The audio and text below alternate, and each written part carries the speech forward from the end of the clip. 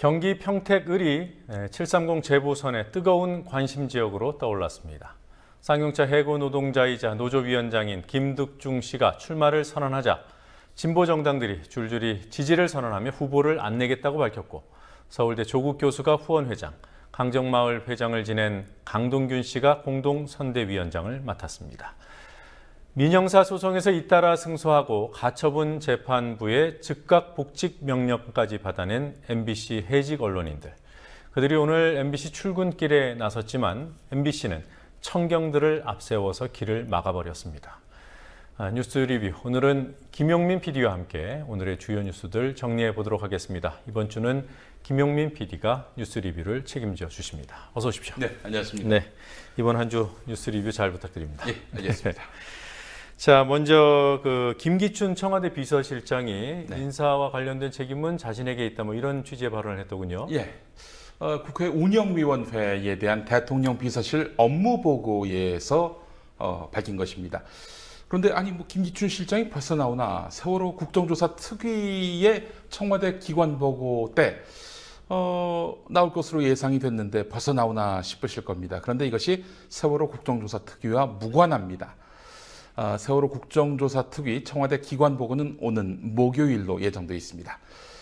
김기춘 실장의 발언은 이렇습니다. 정부 인사가 잘 되고 못 되는 책임은 전적으로 인사위원장인 나에게 있다, 이렇게 밝혔습니다. 김기춘 실장 내내 몸을 낮췄는데요. 기춘대원군이라는 말이 나온 것은 다 나의 부덕의 소치다, 이런 말도 했습니다. 하지만 날선 부분도 있었습니다. 구원파 신자들이 김기춘 실장 갈 때까지 가보자, 이런 현수막을 내건 것에 관한 것인데요. 구원파의 매우 비열하고 악랄한 선동 행위라고 생각한다. 행위자가 밝혀지면 법적 조치를 취하겠다, 이렇게 밝혔습니다. 한편 검찰이 그 현수막을 철거하라, 이렇게 요구했었지요. 이와 관련해서 김기춘 실장은 내가 검찰에다가 그런 요청을 한 사실이 결단코 없다, 이렇게 말을 했고요.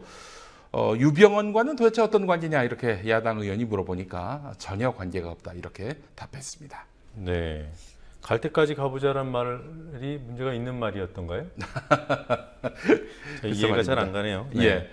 자, 재보선 평택 얘기를 좀 해보죠. 예. 김득중 후보. 네, 어제 선거사무소 개소식이 있었습니다. 그렇습니다. 300에서 400명 정도의 지지자들이 참석하는 가운데 개소식이 열렸는데요. 무소속 후보 개소식치고는 이 정도 규모는 전례가 없어 보입니다. 자, 여기는 이정희 통합진보당 대표 등 진보정당 관계자들이 참석했고요. 신승철 민주노총 위원장과 박래군 이사장, 정혜신 박사 같은 각계각층의 인권노동 분야의 명망가들이 모여들었습니다. 강동균 제주 강정마을 전 마을회장과 용산 참사 유가족인 전재숙 씨를 비롯한 공동선대위원장으로 참여하는 인물의 면면이 상당히 주목되고요. 어제 그 개소식에는 불참했지만 서울대학교 법대 조국 교수가 후원회장을 맡아서 힘을 보태고 있어서 더욱더 이목이 집중됐습니다. 통합진보당과 정의당, 녹색당 등은 후보를 안 내겠다, 이렇게 입장을 정리했거든요. 김득중 후보는 그래서 명실상부한 진보 단일 후보라 하겠습니다. 네. 그 새정치민주연합은 어떤 입장입니까? 예, 평택이 지역구지만 지난 2012년 총선 당시에 불출마 선언을 했던 정장선 전 의원의 출마가 확정된 상태입니다. 예. 그분은 국회 발전에 아무런 역할을 못했다. 그래서 이 자신이 앞으로 다시는 출마할 일이 없을 것 같다, 이런 말도 했었는데 말이죠. 이번에 재보선에 다시 나옵니다. 사실 평택 미군기지 확장을 위한 엄청난 규모의 경찰 병력 투입 당시에 그 지역구 국회의원이었고요.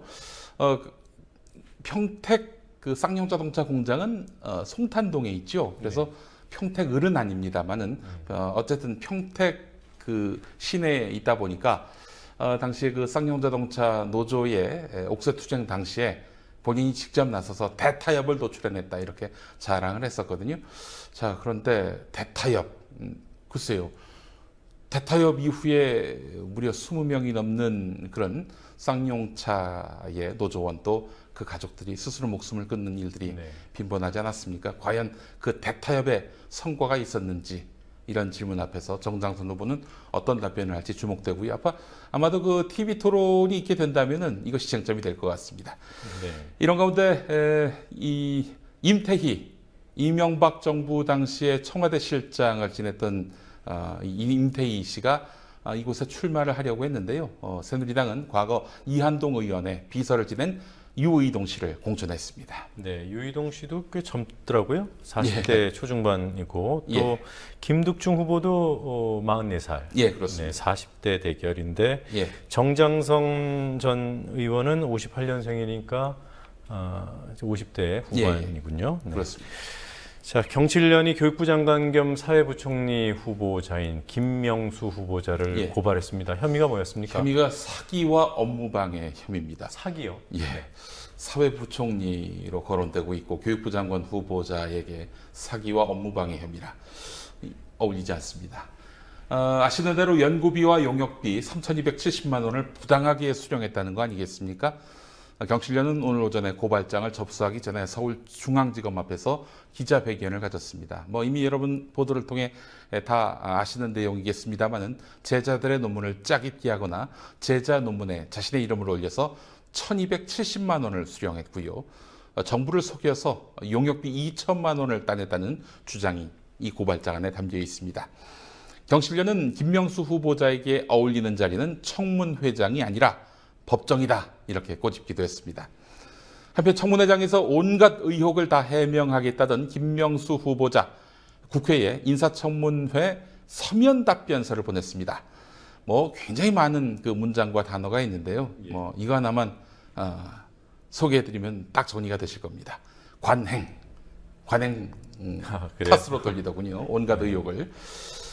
이 정도의 그 의혹과 추문이라면 사실 장관 후보자직을 내놓는 것도 관행 아닙니까? 네. 그런 생각을 해봤습니다. 네. 관행이자 도의지요. 도입니다. 네. 예.